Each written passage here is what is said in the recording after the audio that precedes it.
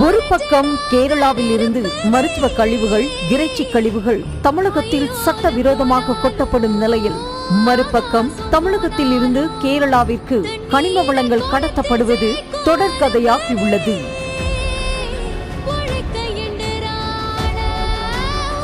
கேரளாவை சேர்ந்த சுரேந்தர் என்ற ஒப்பந்ததாரரால் மதுரை ரயில் நிலையத்தில் இருந்து 15 லட்சம் ரூபாய் கட்டணம் செலுத்தி வாடகைக்கு எடுக்கப்பட்ட சரக்கு ரயில் திருநெல்வேலி கங்கை கொண்டான் ரயில் நிலையத்திற்கு கொண்டு செல்லப்பட்டு அங்கு கல், மண், ஜல்லி, கருங்கல் போன்ற கனிம வளங்கள் ரயிலில் ஏற்றப்பட்டுள்ளது.